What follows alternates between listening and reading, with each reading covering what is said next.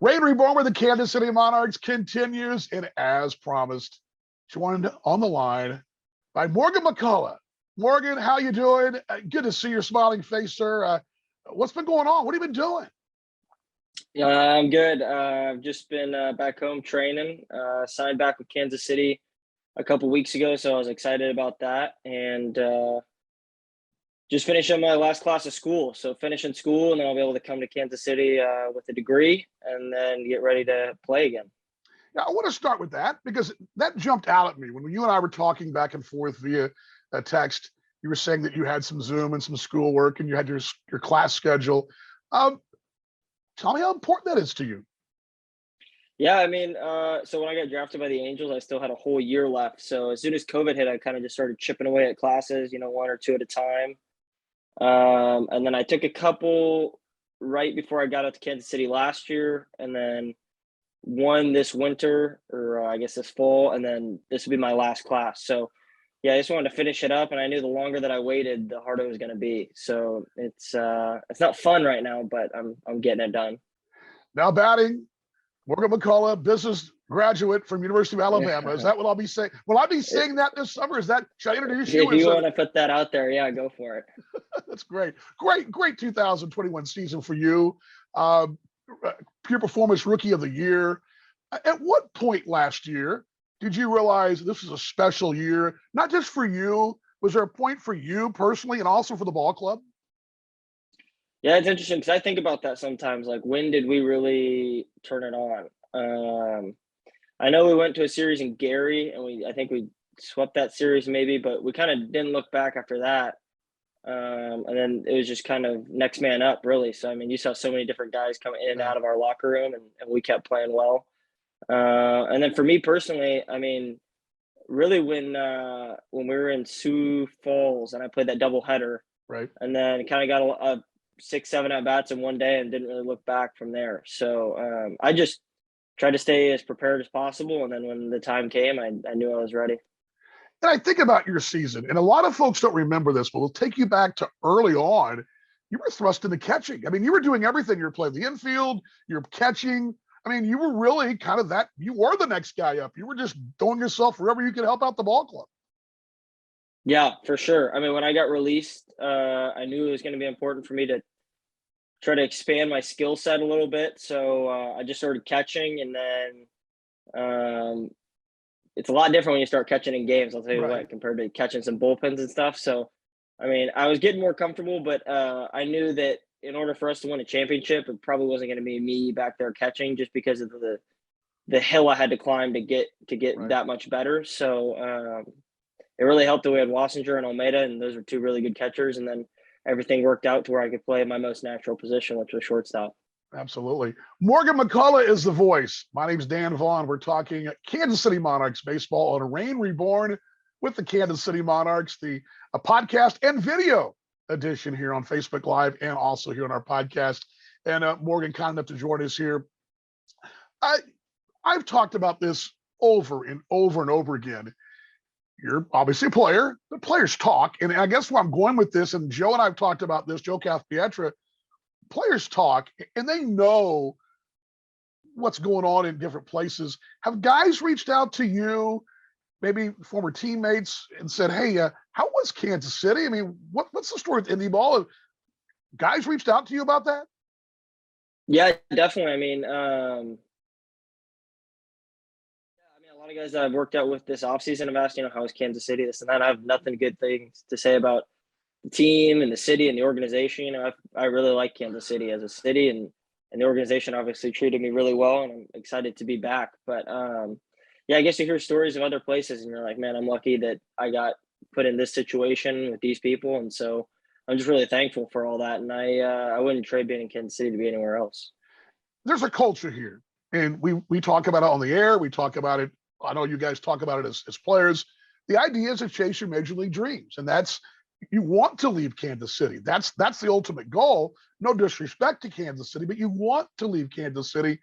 In the back of your mind, is that I mean, again, I'm not trying to say Kansas City's bad, but the culture is you're coming to the Monarchs because you've got a chance. You know that Joe's got a situation set up for you as a player to possibly chase those major league dreams. That's your goal. Yeah, for sure. But those are things I don't really think I can think about, especially when we're playing. If I play well enough for that opportunity to come around, then that'll happen. But if I'm thinking about those things while we're playing as a team, that's a detriment to the team. So I think that was really the mindset last year. Like everyone obviously wanted to get signed, but Right. It was out of our control. Like we could only play to the best of our capabilities, and then when the time came to someone get called up or got called to an affiliate, the next man was up. And so, yeah, definitely a goal of mine and definitely what I'm working for right now. But if that time comes and passes, then I'd be happy to be back in Kansas City. The other item I bring up a lot is we're talking to Morgan McCullough here on Rain Reborn, Dan Vaughn with you. I bring this up too in the air that at worst case scenario, I mean, let's just say, obviously, you didn't get signed. Other guys didn't get signed. A lot of guys stayed around. You get to play meaningful baseball in KC too. I mean, Joe's got a program in place that he's reloading things and you're playing meaningful baseball. That's going to be a little icing on the cake. Oh yeah, for sure. I mean, we talked about it last year right after the championship, how many guys wanted to come back and do it again. So we had such a good group of guys that, yeah, it made it so fun to play every day. And I mean, it is a lot different than affiliated baseball in terms of independent ball is like much more bigger value on winning, So that's what I really enjoy is winning. You know what I mean? So that was really fun to be a part of the team last year, and then and hopefully help any team win, whether I get signed or whether I'm back in Kansas City. You mentioned fun, and I had several guys tell me this, some veteran guys, and I'll take you back. I don't think you were back there, but there was a ride we were going on. I was the back of the bus. We were just chatting with some of the veteran guys, and they were saying that that's the most fun they've had. I know the independent thing's a little different. Affiliated ball is obviously you're trying to move yourself up in the organization, but a lot of guys, and I heard this, and I want to get your thoughts on this, said it was fun again. Baseball was fun for them. Some of these guys have been in AAA and AA and been up pretty close to the big leagues, but they're having fun. You just mentioned fun. Is baseball fun for you again? Yeah, definitely. Especially going from college to pro is a different environment in terms of college is about winning, and right. And then professional baseball, depending on the organization you're in, can be about winning or it can be about purely development or a combination of both. You know what I mean? So yeah, definitely getting into Kansas City and having the emphasis be on winning and being a team and realizing that like if we play well as a team, that ultimately means that everyone's playing well individually. So that's kind of the idea that I bought into was like, if we are playing well as a team, then obviously all of us are doing our individual parts, and that's what's hopefully going to get us signed and onto the next level. So yeah, definitely I had fun and I love being around all those guys. I was talking to Will Kenger early in the season. He was like, the best compliment I ever got was someone told me that I made it enjoyable for them to be at the field every day. And I was like, man, that's super true. And so all I could think about all summer was like, I'm just like enjoying being at the field, being around these guys. And that's not something I could always say, right. in the past. And it's like, it takes a special group for that to happen. So we definitely had a special group in Kansas City. Morgan McCullough, Dan Vaughn here with you on Rain Reborn with the Kansas City Monarchs. All right, I want to ask you a little bit about the Monarchs, about the experience. What was it you enjoyed, obviously on the field, but about the Monarchs? It's obviously the rebrand last year. It was a different situation. We're not no disrespect to other names out there. We're not a generic name. It's a special name. The Monarchs are special. Did that dawn on you? Did you kind of get a chance to learn more about that as the season went on? Yeah, I don't think it really hit me until we really started winning because, we went to the Negro League Museum and saw all of the history and that was really cool, obviously. But then when we started winning, I started thinking like, dang, like they were the winningest team in Negro League history. And now we're breaking records in the American Association, our first year being the Monarchs. I talk to Ryan about that all the time, Grojon, and it's just like kind of surreal. You know what I mean? Like they broke so many records and then we went in this first year and broke these records. And it was kind of like a sense of pride in terms of wearing the Monarchs name. Like you said, like it's not just a generic right. mascot. Like there's history behind that name. Records were broken last year, tons of them. You actually hit the home run that set that mark. At the time, did you realize the magnitude of the moment? I knew it was the record, but I mean, I wasn't really thinking about that going into the game. I actually had some buddies in town, so that was a pretty cool experience for me to be able to hit that when they were there. But no, it was the record for the team home runs in a year, right? Yes.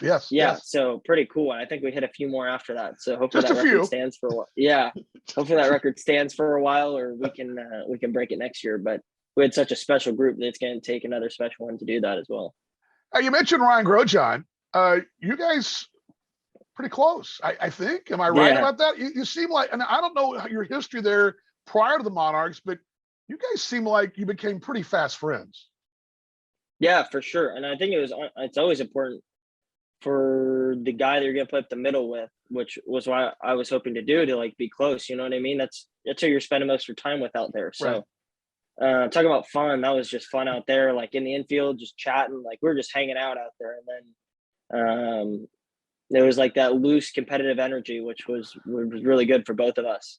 So yeah, we became fast friends and still talk to him. And I was actually just down in Arizona at a workout, and he was there as well. So we were hanging out down there. So it's always good to see him. And, you know, both of us had the same plans. Like if we don't get signed, then we'll be back in Kansas City, but whatever happens. Are you looking at the hot stove like the fans are? We're looking at the hot stove. When you get signed, we're all tweeting it out and all excited. Are you paying attention to how the roster shapes up going forward? Are you following along? Actually, no. I never even looked last year who we had on the team. Right. I knew that I was gonna be the youngest guy, and I just went in and I knew nobody on the team. So and same thing this year, like that ultimately that's not my job to bring those guys in. You know what I mean? So I'm gonna show up in the best shape that I can and meet the guys when I get there, but I don't really I'm not really much for Twitter or Instagram or any of that. So I kind of just stay in my own lane, and then when the time comes, I'll come out there and meet them.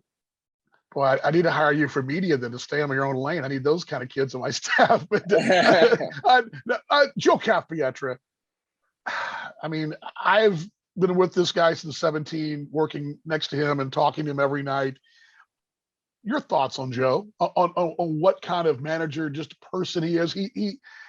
I would, as a broadcaster, I just love the guy. As a player, I'm sure you guys are just over the moon with the guy.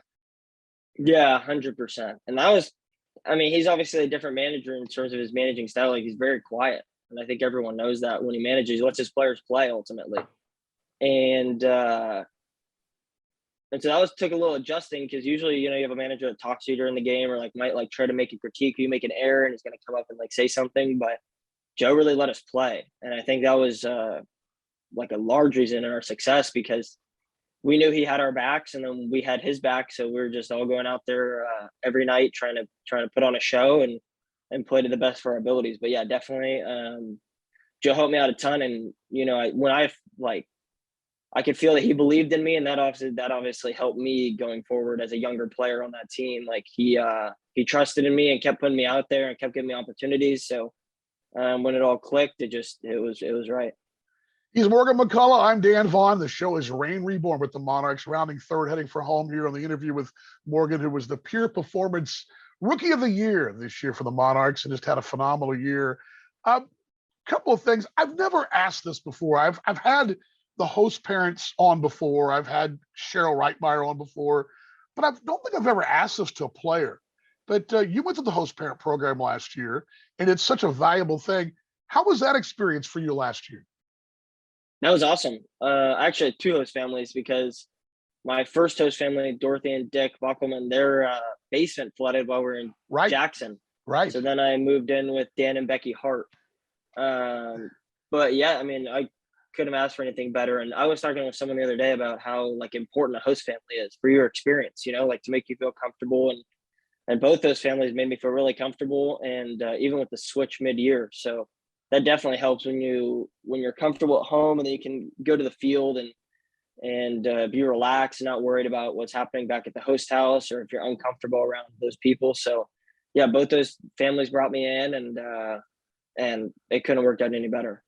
a couple more things. The fans who don't know you, and maybe we didn't talk enough about you, give us the elevator kind of the background, family background on you. Tell us a little bit. I'm Morgan McCullough, and this is me. Yeah, from Seattle, Washington. Played at West Seattle High School. I'm still back here training right now, as cloudy as it is. Played at University of Oregon my freshman year, and then I went to Chipola Junior College my sophomore year and won a national championship. And then went to Alabama my junior year and got drafted by the Angels. I was with the Angels for 2019, just a short season, just that summer. Then COVID hit and I got released like 5 days. I went to spring training for like 5 days. So then I really took like a year and a half of no baseball and came back to play in Kansas City. And for me, I was always just confident that when I got an opportunity to play a full season, like my preparation would show like the fruits of my labor. And so that's really how I had always felt. So being back in Kansas City was awesome. And now gearing up for another year. Couple fun questions here as we wrap it up with Morgan McCullough.